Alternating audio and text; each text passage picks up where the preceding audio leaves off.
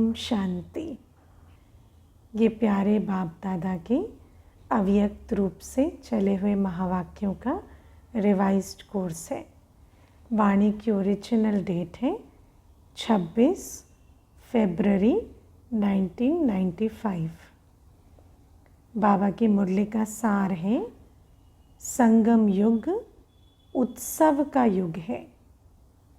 उत्सव मनाना अर्थात अविनाशी उमंग उत्साह में रहना। दुनिया में तो उत्सव मनाते हैं, लेकिन जितनी देर मनाया उतनी देर उमंग उत्साह। लेकिन बाबा कहते ये पूरा ही संगम युग उत्सव का युग है, क्योंकि बाबा आते और इस पूरे संगम युग में हम बच्चों का उमंग उत्साह अविनाशी बन जाता। आज त्रिदेव रचता त्रिमूर्ति शिव बाप अपने रूहानी डायमंड्स के साथ डायमंड जुबली व डायमंड जयंती मनाने आए हैं। तो बाबा भी बच्चों की भी डायमंड जुबली और बाबा की भी डायमंड जुबली। तो बाबा बच्चों के साथ डायमंड जुबली मना रहे हैं। इसी विचित्र जयंती को, क्योंकि जिसकी जयंती है वो आत्मा भी विचित्र है, बाबा भी विचित्र है। विचित्र अर्थात जिसका कोई चित्र नहीं। बाबा कहते इसी विचित्र जयंती को डायमंड जयंती कहते हो, क्योंकि बाप अवतरित होते ही हैं कौड़ी समान आत्माओं को हीरे तुल्य बनाने। तो बाप दादा चारों ओर के बच्चों को जो हीरे से भी अमूल्य हैं उनको सामने देख रहे हैं, क्योंकि बाबा के बच्चे हैं तो कौड़ी से हीरे बनने वाले बच्चे हैं। तो ऐसे हीरे बच्चों को बाबा देख रहे हैं। सब अपने संगम युगी डायमंड स्वरूप में स्थित हो गए ना, हीरे बच्चे। बाप दादा के आगे सिर्फ मधुबन की सभा नहीं है, लेकिन विश्व के चारों ओर के ब्राह्मण बच्चों की सभा है। तो वैसे सम्मुख स्थूल रूप में तो सिर्फ मधुबन की सभा है, लेकिन बाबा जब मुरली चलाते तो विश्व के सारे अपने बच्चों को इमर्ज कर सम्मुख देखकर मुरली चलाते। इसलिए आज भी जब हम बाबा की वो मुरली सुनते हैं जो चलो 25 वर्ष पहले 30 वर्ष पहले भी चली, तो भी ऐसा लगता है जैसे बाबा ने मेरे लिए मुरली चलाई। क्योंकि बाबा सारे विश्व के बच्चों के वर्तमान स्वरूप और भविष्य में सुनने वाले बच्चों का भी स्वरूप इमर्ज कर मुरली चलाते हैं। तो बाबा कहते कि सबके दिल की मुबारक के स्नेह भरे गीत कहो, बोल कहो, बाप समीप से सुन रहे हैं।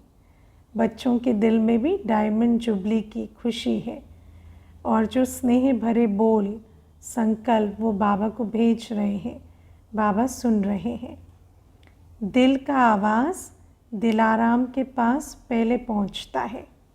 हम तो पहले भक्ति मार्ग में सोचते थे कि हम झांझ बजाएंगे, ज़ोर ज़ोर से कीर्तन करेंगे, तब वो आवाज़ पहुंचेगा।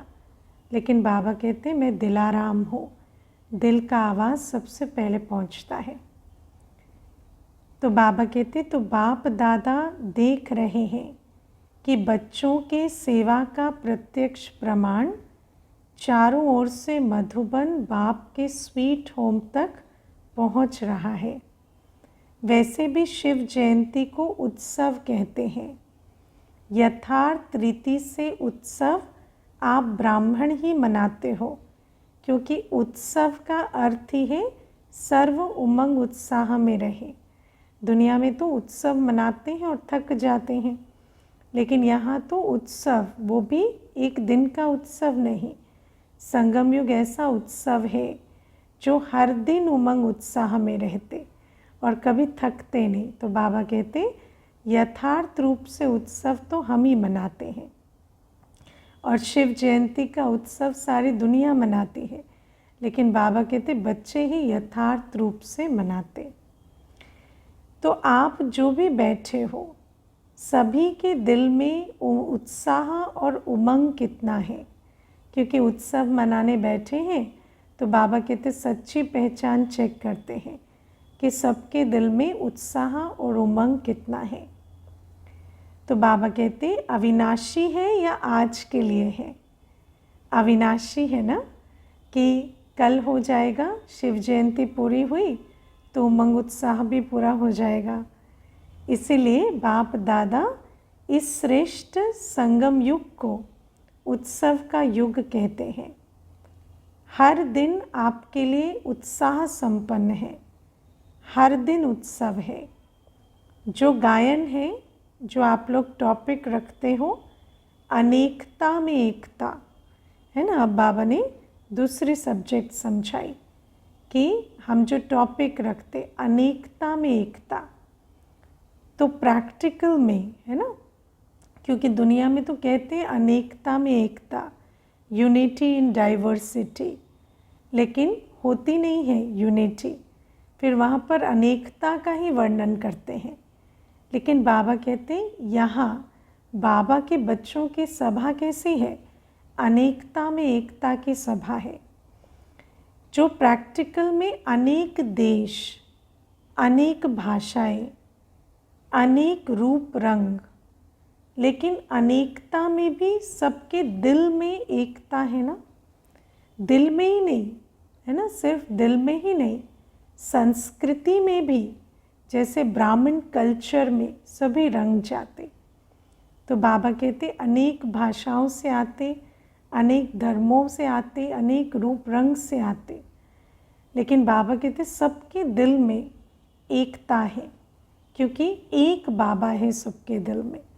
और जब एक बाबा है तो सब बाबा के प्यार में रंगे हुए हैं, तो सबके स्वरूप भी एक हो जाते, सबका खान पान भी एक हो जाता, क्योंकि अनेकता में एक बाबा के बन गए तो बाहर के स्वरूप से भी एक हो जाते, क्योंकि एक बाप है, चाहे अमेरिका से आए हो, चाहे अफ्रीका से आए हो, लेकिन दिल में एक बाप है।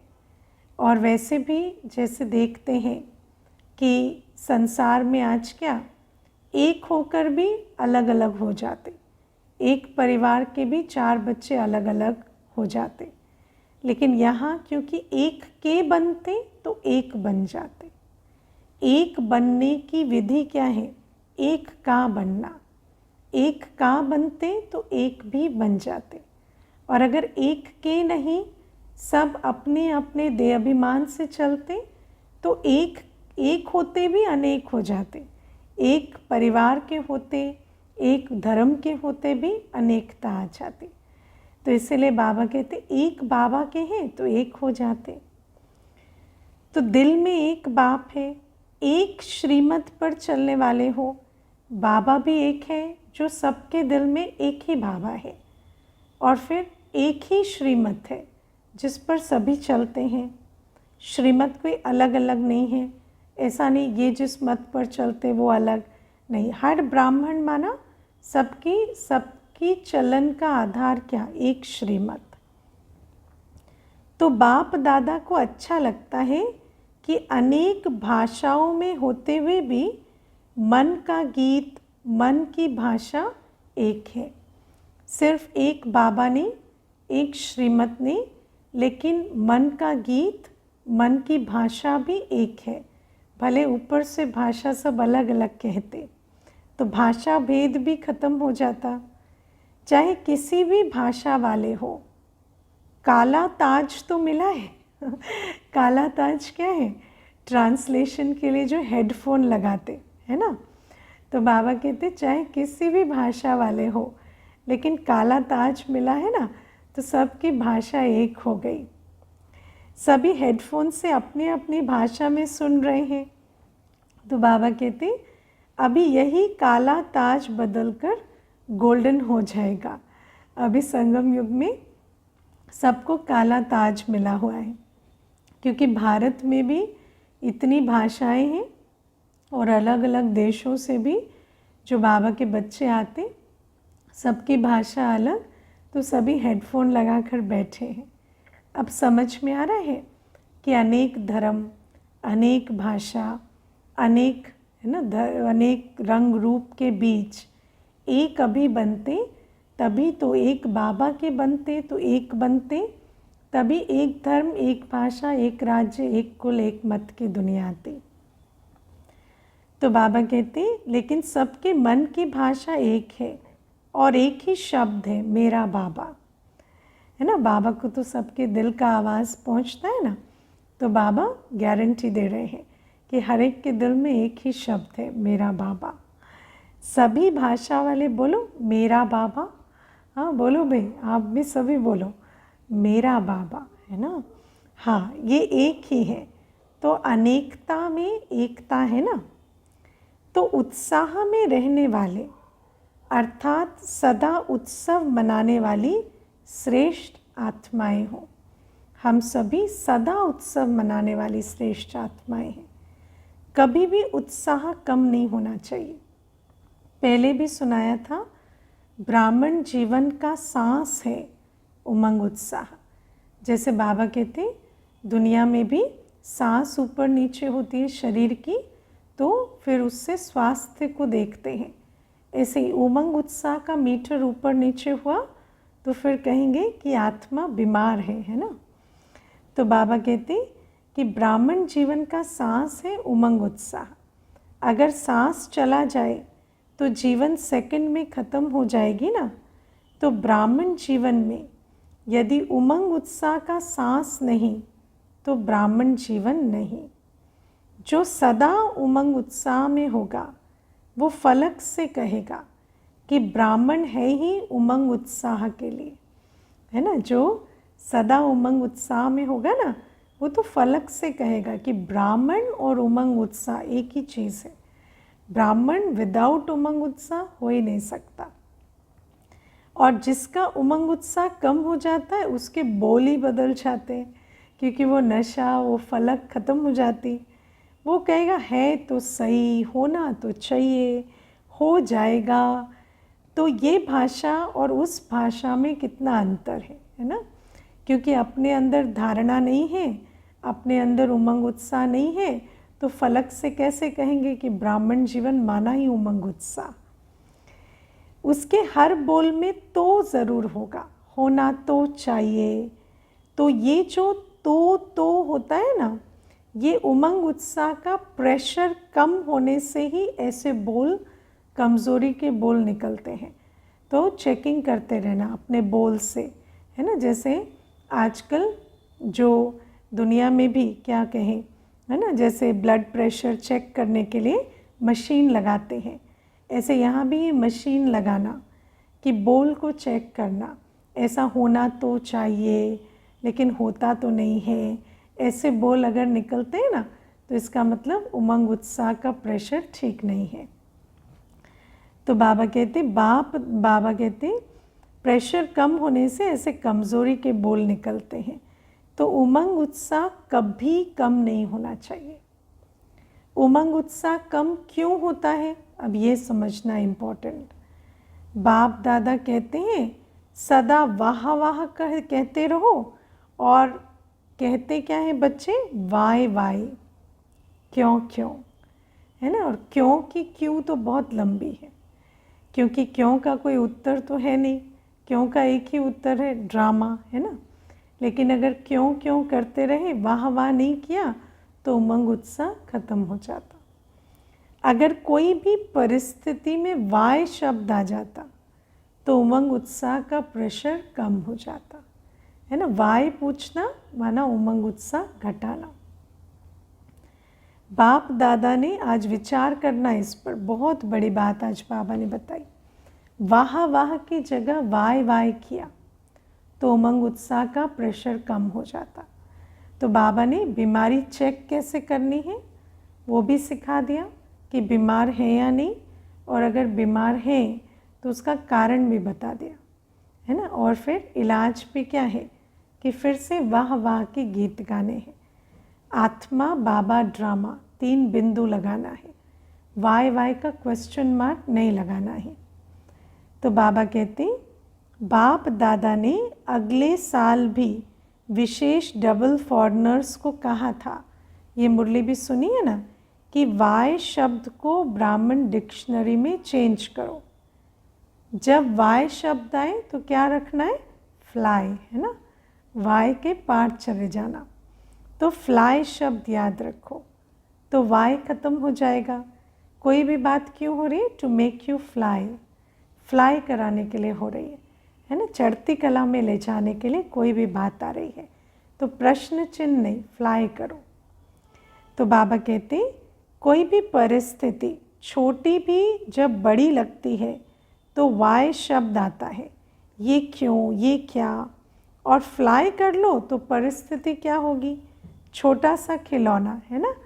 याद करो एरोप्लेन में जब फ्लाई करते हैं तो सब कुछ बड़ा बड़ा जो है वो छोटा हो जाता। ऐसे ही बाबा कहते जब फ्लाई करेंगे तो बड़ी बात भी छोटी हो जाएगी, और वाई वाई करेंगे तो छोटी बात भी बड़ी लगेगी। तो बाबा कहते तो जब भी वाई शब्द मन में आवे तो कहो कि ब्राह्मण डिक्शनरी में वाई शब्द नहीं है, फ्लाई है, क्योंकि वाई वाई हाय हाय करा देता है। पहले वाई वाई होता है, फिर हाय हाय शुरू हो जाती।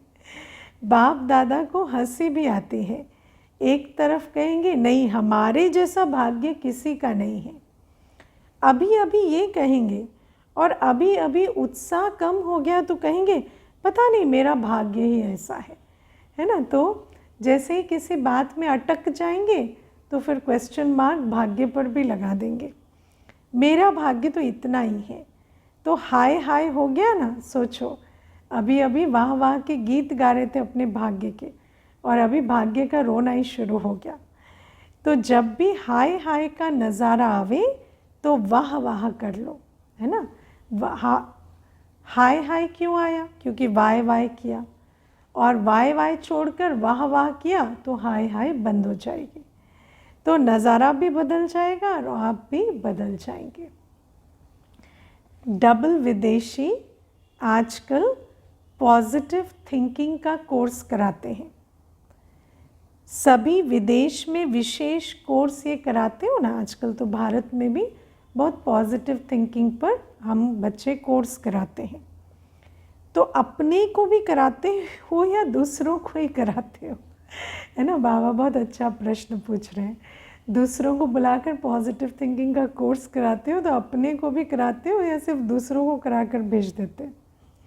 जिस समय कोई ऐसी परिस्थिति आ जाए तो अपने को ही स्टूडेंट बनाकर खुद ही टीचर बन कर के अपने को ये कोर्स कराओ।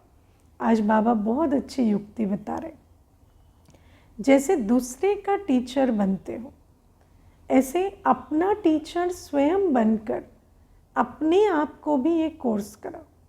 अपने आप से बात तो करते हो ना, तो टीचर बनकर पॉजिटिव थिंकिंग का कोर्स अपने आप को भी कराओ। अपने को करा सकते हो या सिर्फ दूसरे को करा सकते हो, है ना। ये भी प्रैक्टिस करेंगे तो अपने को भी, जैसे दूसरे को समझाते हैं, उसकी बात सुनते हैं और फिर उसको समझाते हैं, ऐसे अपने अंदर भी संकल्प चल रहे हैं तो उन संकल्पों को फिर टीचर बनकर कोर्स कराकर शांत करो। दूसरे को कराना सहज है। जब ये नेचुरल स्थिति हो जाए कि हर व्यक्ति को बात को पॉजिटिव वृत्ति से देखो, सुनो या सोचो। देखो, संकल्प का आधार है वृत्ति। जब भी कोई चीज़ आती है सामने, कोई बात है, कोई दृश्य है, तो अपनी वृत्ति को ऐसा पॉजिटिव रखो कि पॉजिटिव ही देखो, पॉजिटिव ही सुनो। वृत्ति नेगेटिव होगी तो बात नेगेटिव दिखाई देगी। तो बाबा कहते ये नेचुरल स्थिति जब हो जाए कि हर व्यक्ति को, हर बात को पॉजिटिव वृत्ति से देखो, सुनो या सोचो, तो कैसी स्थिति रहेगी? जैसी वृत्ति वैसी स्थिति। अगर वृत्ति मेरी पॉजिटिव है तो स्थिति भी पॉजिटिव रहेगी, चाहे फिर कोई कैसा भी हो, क्योंकि हम वृत्ति से देखते हैं, वृत्ति से सुनते, वृत्ति से सोचते।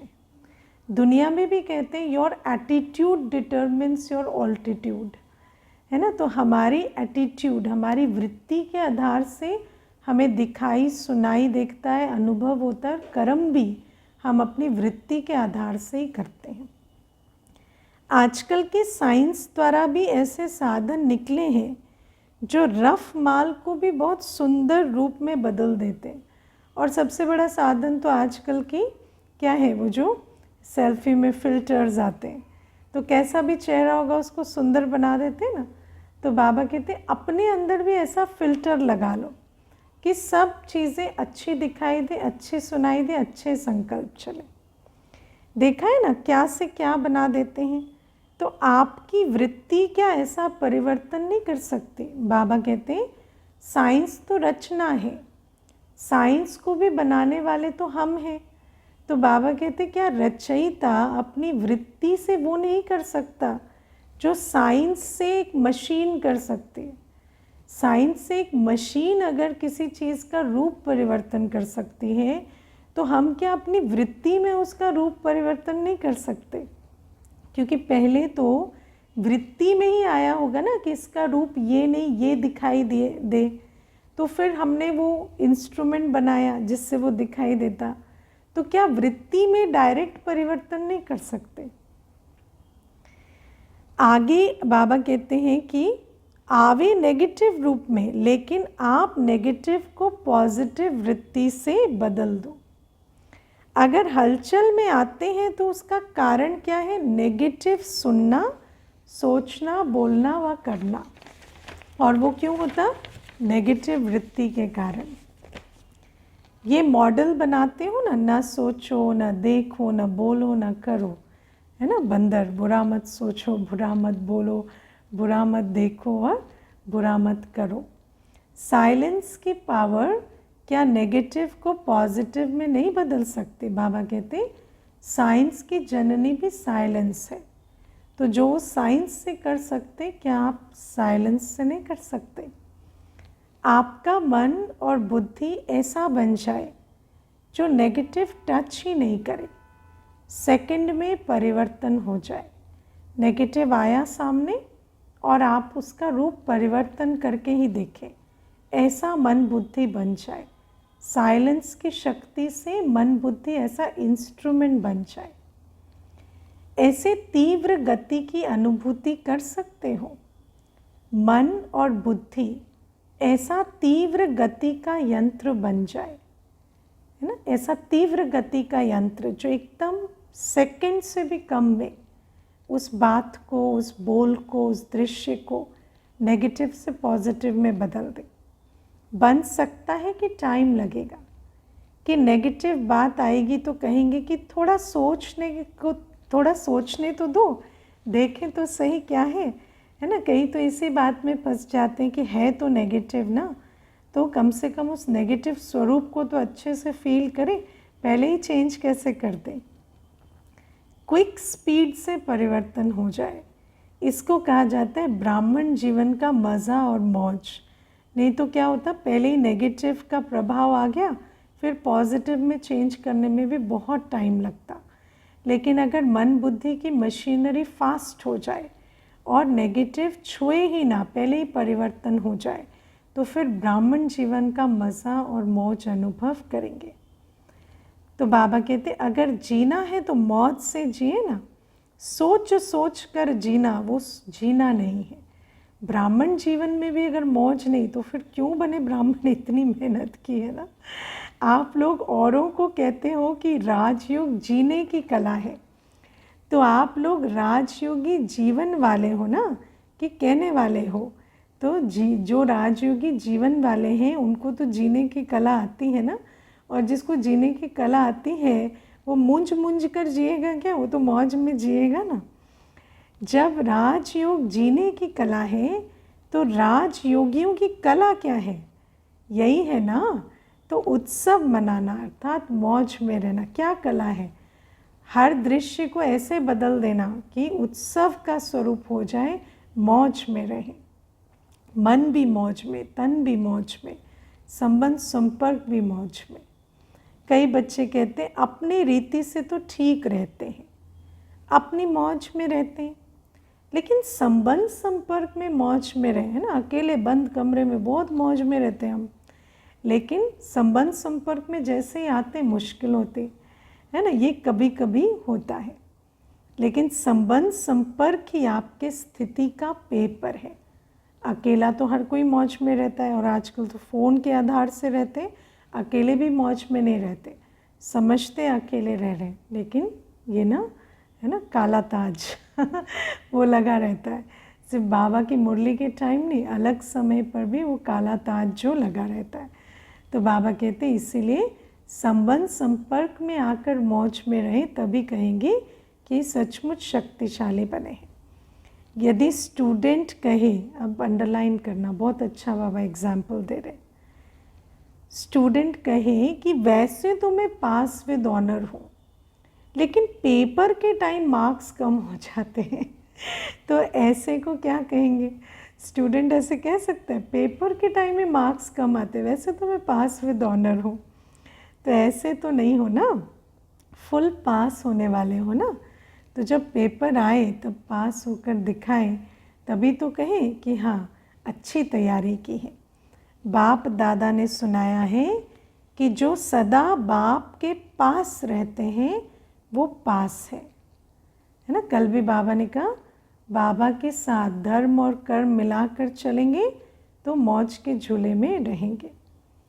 पास नहीं रहते तो पास नहीं है। पास रहना माना बाप की स्थिति में पास रहना। बाबा के पास कैसे रहते? बाबा का शरीर तो नहीं है ना, तो बाबा के समान स्थिति में रहेंगे। धर्म और कर्म बाप समान है तो बाबा के पास है तो पास होंगे। बाबा के पास है तो संबंध संपर्क में आते पेपर में पास होंगे और मौज में रहेंगे। तो सदा कहाँ रहते हो? दूर रहते हो, पास नहीं रहते हो। डबल विदेशियों को तो डबल पास होना चाहिए ना। अच्छा, तो डबल विदेशियों ने इस बारी हाई जंप लगा दी है। मधुबन में हाई जंप लगाकर पहुंच गए हैं। क्यों? हर वर्ष, इस बार हर वर्ष से ज़्यादा संख्या में डबल विदेशी मधुबन पहुंचे हुए। तो बाबा कहते हैं हाई जंप लगा दिया, अपने नंबर को भी क्रॉस कर दिया। अच्छा, डबल विदेशियों को भी कईयों को पटरानी बनने का चांस तो अच्छा मिला है ना, क्योंकि कम संख्या में जाते हैं तो खट मिलते हैं और संख्या ज़्यादा होती है तो पट मिलते हैं, लेकिन पट पे सोने वाले पटरानी बनते हैं। तो बाबा कहते पटरानी बनने का चांस मिला। तो बाबा कहते कि किसको किसको मिला है पटरानी बनने का चांस, है ना। देखो पटरानी शब्द कितना अच्छा है। तो बाबा कहते जब पट पर सोए तो पटरानी बनेंगे, है ना। तो बाबा कहते पटरानी बनने में मज़ा है कि नहीं? आप लोगों की तो अटैची इतनी है जो उस पर ही सो सकते हो क्योंकि एक बड़ी लाते हो एक छोटी लाते हो तो छोटी को तकिया बना लो तो बाबा कहते पट की भी ज़रूरत नहीं, बड़ी पर सो जाओ, छोटी को तकिया बना लो। तो बाबा कहते कि छोटी को तकिया बनाओ, जगह बच जाएगी ना। अच्छा लगता है, बाप दादा सीन देखते हैं कैसे भारी भारी अटैचियाँ घसीट कर ला रहे हैं, क्योंकि विदेश से आते हैं तो बहुत बड़ी बड़ी अटैचियाँ लेकर आते हैं।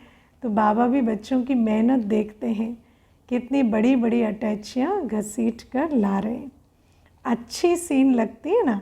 संगम पर ये मेहनत भी थोड़े समय की है, फिर तो प्रकृति भी आपकी दासी होगी तो दासियाँ भी बहुत होंगी। बाबा कहते हैं बस संगम युग में बाबा देखो कितनी बाबा को बच्चों के प्रति प्रीत है कि बच्चे अटैचियाँ भी खींच कर लाते हैं तो बाबा उसको भी मेहनत के खाते में गिनते हैं और हर मेहनत का बाबा फल देंगे। बाबा कहते हैं बाबा के लिए जो भी कुछ किया, एक कदम भी उठाया तो उसका फल मिलेगा। तो प्रकृति भी दासी हो जाएगी और दासियाँ भी बहुत मिलेंगी और अटैचियाँ नहीं खींचनी पड़ेंगी सतयुग में। तो बाबा कहते हैं कि फिर आपको सामान उठाने की ज़रूरत नहीं है। अभी अपना राज्य स्थापन हो रहा है। इस समय गुप्त वेश में हो ना, सेवाधारी हो, फिर राज्य अधिकारी बनेंगे। बाबा कहते अभी तो सब जानते नहीं ना, इसलिए आपकी सेवा पर उपस्थित नहीं होते, गुप्त हैं। फिर राज्य अधिकारी प्रत्यक्ष हो जाएंगे तो प्रकृति भी और आत्माएं भी सेवा पर उपस्थित हो जाएंगी। तो बाबा कहते तो सेवाधारियों को तो सब प्रकार की सेवा करनी पड़ती है। जितनी अभी तन मन धन और संपर्क से सेवा करते हो, उतना ही वहाँ सेवाधारी मिलेंगे। इसको अंडरलाइन कर लेना। जितने अभी तन मन धन और संपर्क से सेवा करते हो, उतने वहाँ सेवाधारी मिलेंगे। सबसे पहले तो ये प्रकृति के 5 ही तत्व आपके सेवाधारी बनेंगे, क्योंकि इस समय हम जितनी सेवा करते तो प्रकृति को भी सुख मिलता, आत्माओं को भी सुख मिलता, और जिसको सुख मिलता फिर कर्म की गति के अनुसार वो हमें कल सुख देंगे, सेवाधारी बनेंगे। तो बाबा कहते अपना राज्य भाग्य स्मृति में है ना, लक्ष्य स्मृति में है ना। कितने बारी राज्य अधिकारी बने हैं, अनगिनत बार बने हैं और बनते ही रहेंगे। लेकिन राज्य अधिकारी से भी अब का सेवाधारी जीवन श्रेष्ठ है, क्योंकि अभी बाप और बच्चों का साथ है ना। बाप के साथ सेवाधारी बनना बाप के बिना राज्य अधिकारी बनने से ऊंचा है। बाबा के साथ सेवाधारी जीवन में जो सुख है ना, वो राज्य अधिकारी सुख से कम गिना जाएगा। चाहे किसी भी प्रकार की सेवा है, चाहे कोई सारे दिन स्थूल सेवा करता हो, लेकिन बाबा कहते सेवा का प्रत्यक्ष फल अभी मिलता है। और सेवा का प्रत्यक्ष फल क्या है? खुशी और शक्ति।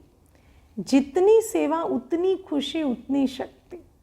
भले देखने में आएगा बहुत मेहनत कर रहे हैं, लेकिन चेहरे की खुशी और शक्ति की अनुभूति बढ़ती जाती है। बाप का स्नेह, सहयोग और बाप द्वारा मिले हुए खजाने प्रत्यक्ष फल के रूप में मिलते हैं। भरपूर आत्मा नजर आते, ऐसा लगता एक कदम बढ़ाते हैं तो 100 कदम का सहयोग मिलता है इनको। तो ऐसी इस समय की जीवन जो है वो तो सतयुग से भी श्रेष्ठ।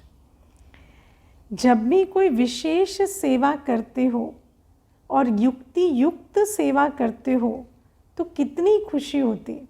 एक होती है सेवा किया लेकिन युक्ति युक्त नहीं किया। युक्ति युक्त होगी तो एक्यूरेट होगी ना, लेकिन बहुत लगाया कम फल मिला, ऐसी वाली सेवा नहीं। बहुत युक्ति युक्त सेवा की, कम खर्च बाला नशीन वाली, तो बाबा कहते कितनी खुशी होती है उससे। उस समय के चेहरे का फोटो निकालो तो कैसा होता है। तो एक तरफ सेवा करते हो, दूसरे तरफ प्रत्यक्ष फल आपके लिए सदा तैयार है ही है। जितना सेवा कर रहे हो उतनी शक्ति बढ़ रही, खुशी बढ़ रही, अनुभव बढ़ रहा। तो बाबा कहते ऐसा लगता है गवाया कुछ नहीं, सिर्फ पाया ही पाया। तो बाबा कहते एक हाथ से सेवा करो, दूसरे हाथ से फल खाओ, ऐसे अनुभव होता है कि सेवा में बड़ी मेहनत है। ऐसा ही अनुभव है ना कि मेहनत है। मेहनत है माना युक्ति युक्त सेवा नहीं कर रहे। सेवा में हलचल होती है या नहीं, है ना, क्योंकि सेवा में भी माया पेपर लाती है।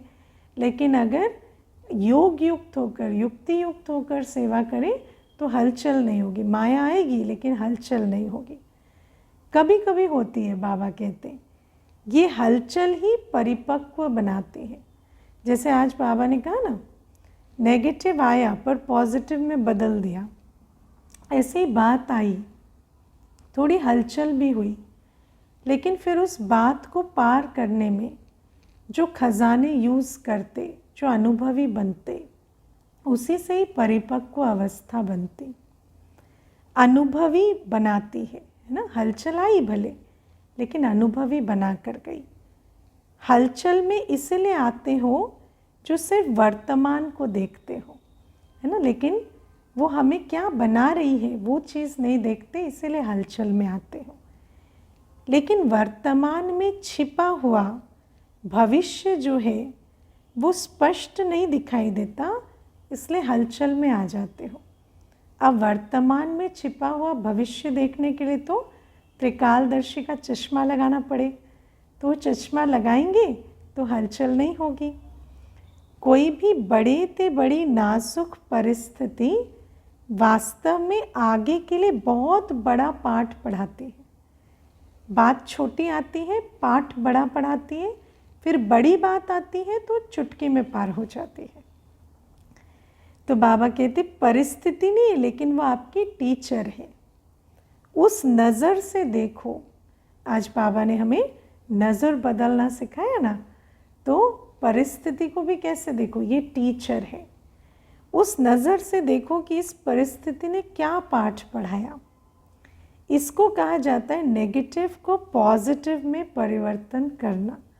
बाबा ने अब हमें नेगेटिव को पॉजिटिव में परिवर्तन करने के लिए वृत्ति में क्या धारण करना है वो भी सिखाया, कि जो बात नेगेटिव लगती है वो कैसी है सोचने के बजाय ये मुझे क्या सिखा रही है ये सोचो। सिर्फ परिस्थिति को देखते हो तो घबरा जाते हो और नए रूप में आएगी। तो बाबा कहते और परिस्थिति माया द्वारा सदा नए नए रूप से आएगी। एक रूप का अनुभवी बनेंगे ना तो दूसरे रूप से आएगी। बाबा कहते वैसे ही नहीं आएगी जिस रूप में आ चुकी है, उस रूप में नहीं आएगी, क्योंकि परिस्थिति को का लक्ष्य क्या है, हमें अनुभवी बनाना। तो एक रूप के तो अनुभवी बन गए ना, तो अब दूसरे रूप से आएगी, नए रूप में आएगी। तो उसमें घबरा जाते हैं कि ये तो नई बात है, ये तो होता नहीं है, ये तो होना नहीं चाहिए, है ना, ऐसा तो कभी सोचा भी नहीं था। अरे नहीं सोचा था तो इसीलिए तो आई है कि सोचो समझो और बनो। लेकिन समझ लो कि माया अंत तक बहुरूपी बन बहुरूप दिखाएगी। तभी तो हम माया के सर्व रूपों को पहचान उन पर जीत पाकर जगत जीत बनेंगे ना। अगर माया अपने कुछ रूप दिखाएगी ही नहीं तो उस पर जीत कैसे पाएंगे। तो बाबा कहते माया को बहुरूपी बनना बहुत जल्दी और अच्छा आता है। जैसे आपकी स्थिति होगी ना वैसी परिस्थिति बनाकर आएगी, है ना। जिस दिन लेज़ी फील कर रहे होंगे उस दिन और लेज़ी बनाएगी। चिड़चिड़ापन आ रहा होगा ना, और चिड़चिड़ा बनाने की परिस्थिति आएगी। जहाँ कमज़ोर है ना वहाँ वार करती है माया। आज मानो आप थोड़ा सा अलबेले जीवन में हो तो माया भी उसी अलबेले परिस्थिति के रूप में आएगी और अलबेला बनाएगी। आज मूड थोड़ी ऑफ है, जैसे होनी चाहिए वैसे नहीं है, तो मूड ऑफ की परिस्थिति के रूप में ही आएगी और भी मूड ऑफ करने वाली बातें आएंगी। फिर सोचते हैं कि पहले ही मैं सोच रही थी फिर ये क्या हुआ, है ना। इसलिए माया को देखने के लिए, जानने के लिए त्रिकालदर्शी और त्रिनेत्री बनो, है ना। और जितना स्वदर्शन चक्र फिराएंगे, स्थिति ऊंची होगी ना तो माया को परख सकेंगे। आगे पीछे सामने त्रिनेत्री बनो। आप सभी त्रिनेत्री और त्रिकालदर्शी हो ना। डबल फॉरनर्स त्रिकालदर्शी है, यस या नो। बाबा कहते यस या नो, सब बोलो हाँ जी या ना जी। हाँ हाँ जी, अपनी भाषा से तो ये अच्छा बोलते हो। हाँ सब खुश हो, हाँ जी। हाँ डबल फॉरनर्स भी हाँ जी कर रहे हैं बाबा को। इतने बड़े संगठन में मज़ा आ रहा है। हाँ हाँ जी, क्योंकि पटरानी भी बने हैं तो बाबा पूछ रहे हैं। कोई कोई ये तो नहीं सोच रहे हैं कि अगले वर्ष भीड़ में नहीं आएंगे, थोड़ा पीछे आएंगे, है ना। ऐसे प्लान तो नहीं बन रहे। संगठन का मज़ा भी प्यारा है। वैसे आना तो प्रोग्राम प्रमाणे, ऐसा नहीं फिर भीड़ नहीं भी है तो भीड़ करके आएंगे, ऐसा नहीं। प्रोग्राम जैसा मिलता है, क्योंकि संख्या अलॉट होती है ना, इतने जाएंगे तो उसी प्रमाण जाना है, ज़्यादा नहीं आना। लेकिन आदत ऐसी होनी चाहिए जो सब में एडजस्ट कर सके। बाबा कहते प्रोग्राम प्रमाण आना है, लेकिन आदत ऐसी बनाओ कि मानो कहीं आ गए, पट पर भी सोना पड़े तो पावर टू एडजस्ट होनी चाहिए। वहाँ ऐसे नहीं कि एडजस्टमेंट की पावर नहीं है तो बाबा मिलन का सुख ही नहीं ले सके। एडजस्ट करने की पावर सदा विजयी बना देती। सदा विजयी माना सदा मिलन मेले में, है ना, मिलन के झूले में झूल सकेंगे। ब्रह्मा बाप को देखा तो बच्चे से बच्चा बनकर एडजस्ट हो जाता, बड़ों से बड़ा बनकर एडजस्ट हो जाता। बाबा कभी नहीं कहते ये मेरा ग्रुप नहीं है, इनके साथ मुझे अच्छा नहीं लगता, नहीं। बच्चों के साथ बच्चा बन जाते बाबा, बड़ों के साथ बड़े बन जाते। चाहे बेगरी लाइफ हो, चाहे साधनों की लाइफ हो, दोनों में एडजस्ट होना और खुशी खुशी से होना, सोच करनी। ऐसे नहीं हाँ एडजस्ट तो करना पड़ेगा, अभी ऐसी बात आ गई है तो करना ही पड़ेगा, नहीं। सोच सोच करनी, खुशी से, बहुत फ्लेक्सिबल रहना। ये भी अच्छा, वो भी अच्छा, है ना। यहाँ दुखी तो नहीं होते हो, लेकिन खुशी के बजाय थोड़ा सोच में पड़ जाते, ये क्या हुआ, कैसे हुआ, अच्छा ऐसे रहना पड़ेगा, है ना। तो बाबा कहते सोच में नहीं पड़ना है, सोच नहीं चलानी है ना, मौज में रहना। सोच मूंझने का स्वरूप हो जाता। तो बाबा कहते तो सोचने वाले को एडजस्ट होने के मज़े में कुछ समय लग जाता। अपने को चेक करो कि कैसी भी परिस्थिति हो, चाहे अच्छी हो चाहे हिलाने वाली हो, लेकिन हर समय हर सर्कमस्टेंस के अंदर अपने को एडजस्ट कर सकते हो। डबल फॉरेनर्स को अकेलापन भी अच्छा लगता है और कंपेनियन भी बहुत अच्छे लगते हैं, लेकिन कंपनी में हो या अकेले हो, दोनों में एडजस्ट होना, ये है ब्राह्मण जीवन। ऐसा नहीं, आजकल क्या है ना, जब कंपनी में रहेंगे तो कहेंगे हमें अकेला अच्छा लगता है, अकेले रहेंगे तो हम लोनली फील करते हैं। बाबा कहते नहीं, जब कंपनी में हो तो कंपनी अच्छी लगे, अकेले हो तो अकेला अच्छा लगे। ऐसे नहीं संगठन हो और माथा भारी हो जाए कि नहीं मुझे तो एकांत चाहिए, ये घमसान में नहीं, मुझे अकेला चाहिए। मन अकेला, बाबा कहते मन को अकेला कर दो। अकेला होना है तो मन को अकेला कर दो। कैसे? मन को बाहर मुक्ता से अंतर मुक्ता में चले जाओ, और अंदर कौन है? एक बाबा, तो हो जाएंगे अकेले। तो अकेलापन है ही, है ना। बाहर भले संगठन है, अकेला होना है, बाहर मुखी से अंतर्मुखी हो गए, और अंदर तो एक बाबा है ना, बस और कुछ नहीं, शांति और एक बाबा, तो अकेले हो गए। कोई कोई कहते हैं ना अकेला कमरा चाहिए, दो भी नहीं चाहिए। अकेला मिले तो भी मौज से सो, और 10 के बीच में भी सोना हो तो भी मौज से सो, है ना। फिर ये भी नहीं कि अगर अकेला मिला तो कहीं नहीं 10 चाहिए, नहीं।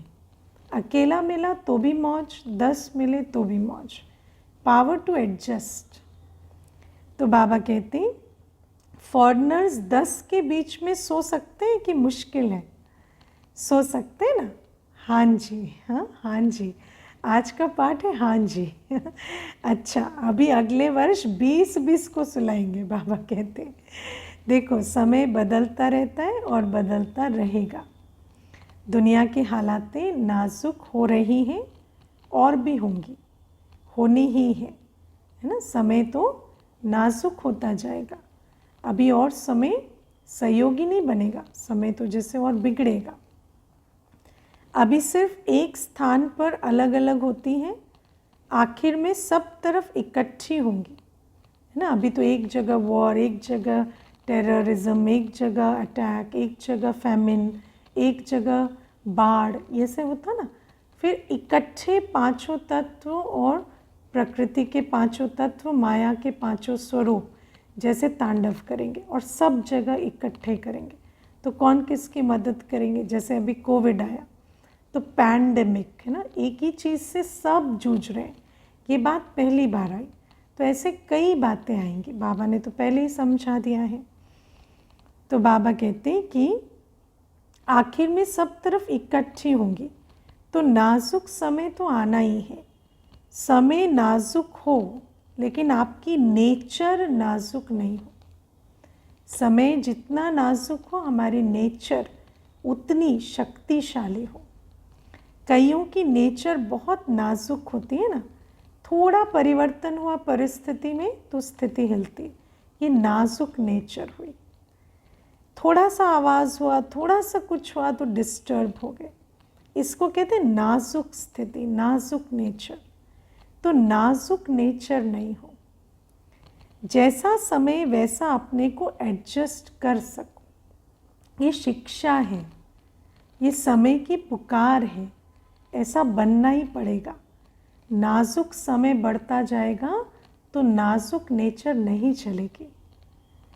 इस बाबा कहते हैं ये अभ्यास आगे चलकर आपको बहुत काम में आएगा, क्योंकि हालतें सदा एक जैसी नहीं रहनी है और फाइनल पेपर आपका नाजुक समय पर होना है, आराम के समय पर नहीं होना है। फाइनल पेपर के टाइम पे तो बहुत हलचल होगी और उस हलचल में अंतमते सोगति होगी। तो अंत की स्थिति में अगर हलचल हो जाएगी तो इतना सारा जो पुरुषार्थ किया उसका क्या फ़ायदा होगा।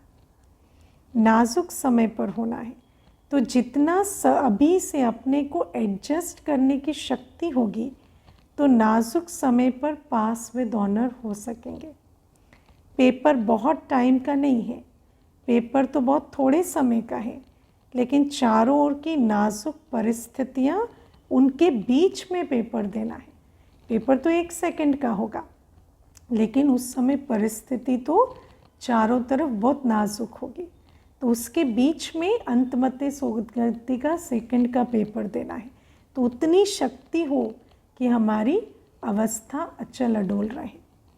तो बाबा कहते इसलिए अपने को नेचर में भी शक्तिशाली बनाओ। क्या करें, मेरी नेचर ये है, मेरी आदत ही ऐसी है, नहीं। अब मेरी नेचर, मेरी आदत नहीं, अब मैं मेरा छोड़कर बाबा जो दे रहा है उसको धारण करना है, ये नहीं। इसको नाजुक नेचर कहा जाता है। देखो, बाप दादा ने स्थापना के आदि में सब अनुभव करा दिया। जब आदि हुई तो राजकुमार और राजकुमारियों से भी ज़्यादा पालना, साधन सब अनुभव कराए, है ना। दादी अपना अनुभव बताते, चांदी के चम्मच से खाते थे, है ना। ब्रश पर पेस्ट लगा कर दिया जाता था ब्रश करने के लिए। तो ऐसी पालना भी मिली और आगे चलकर बेगरी लाइफ का भी पूरा अनुभव कराया। तभी तो बनेंगे ना सर्वगुण संपन्न 16 कला संपूर्ण। तो जिन्होंने दोनों अनुभव किया उनकी तो आदत बन गई। तो आप लोगों के आगे तो ऐसा समय आया नहीं, अभी हमारा तो है ना अच्छा समय चल रहा है, तो वो भी तो देखना पड़ेगा ना। बाबा कहते लेकिन आना है, जहाँ भी रहते हो सभी हिलने हैं, सब आधार टूटने हैं। जिन चीज़ों के लिए कहते हैं ना बाबा थैंक गॉड हमारे साथ ऐसा नहीं हो, हमारे साथ, बाबा कहते वो पेपर भी देने पड़ेंगे। तो ऐसे टाइम पर क्या चाहिए, एक ही बाप का आधार, जो एक बल एक भरोसे वाले हैं ना, साधनों के आधार से चलने वाले नहीं, वही फाइनल पास होंगे। आप लोग तो बहुत बहुत बहुत लकी हो जो आने का समय आपका सहज साधनों का है। सहज साधनों के साथ साथ आपका ब्राह्मण जन्म है, लेकिन साधन और साधना, साधनों को देखते साधना को नहीं भूल जाना, क्योंकि आखिर में साधना ही काम में आती है। क्योंकि अंतमते सोगति तो साधना के आधार से पाएंगे, उस समय साधन फेल हो जाएंगे। अच्छा समझा। अच्छा, चारों ओर के अमूल्य विशेष रत्नों को सदा हर दिन उत्साह से उत्सव मनाने वाली श्रेष्ठ आत्माओं को, सदा स्वस्थिति और सेवा के उन्नति में बैलेंस रखने वाली ब्लेसिंग के अधिकारी आत्माओं को, सदा परिस्थिति को सहज पार करने वाली ऐसी अचल अडोल महावीर आत्माओं को बाप दादा का याद प्यार और नमस्ते। ऐसे बनाने वाले मीठे प्यारे बाबा को भी हम बच्चों का याद प्यार, गुड मॉर्निंग और नमस्ते। ओम शांति। वरदान है, संपूर्णता द्वारा संपन्नता की प्रारब्ध का अनुभव करने वाले सर्व झमेलों से मुक्त भव। बाबा कहते संगम युग पर सागर गंगा से अलग नहीं, गंगा सागर से अलग नहीं। गंगा हम बच्चे, सागर बाबा। ये मिलन का युग है।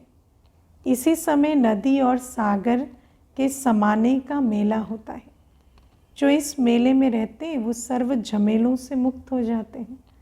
झमेलों से मुक्त होना है ना, सब कहते हैं झमेलों से मुक्त होना है, तो उसकी विधि क्या है? मिलन मेले में रहो। लेकिन इस मेले का अनुभव वही कर सकते जो समान बनते, क्योंकि मेल तो सदा समान में होता। समान बनना अर्थात समा जाना। जो सदा स्नेह में समाये हुए हैं वो संपूर्णता और संपन्नता की प्रारब्ध का अनुभव करते हैं। बाबा के स्नेह में समाये रहेंगे तो बाप समान बन जाएंगे, और जो बाप समान बनते वो मिलन मेले में रहते तो झमेलों से दूर हो जाते। उन्हें कोई भी अल्पकाल के प्रारब्ध की इच्छा नहीं रहती, क्योंकि संपन्न और संपूर्ण स्थिति माना इच्छा मात्रम अविद्या। स्लोगन है सदा एक बाप के श्रेष्ठ संग में रहो तो होलीएस्ट और हाईएस्ट बन जाएंगे, क्योंकि संग का रंग लग जाएगा और बाबा तो है ही होलीएस्ट और हाईएस्ट, तो बाबा के संग से होलीएस्ट और हाईएस्ट बन जाएंगे। और सबको जैसे कल भी बताया था, तो कल से 10 तारीख से कोर्स शुरू हो रहा है।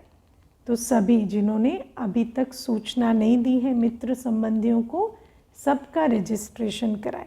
नीचे स्क्रॉल पर नंबर आ रहा है, उस पर रजिस्टर करने के लिए सबको निमंत्रण दें। और आज आखिरी दिन है, तो सभी रजिस्ट्रेशन कराएं और अनेकों का भाग्य बनवाएं। ओम शांति।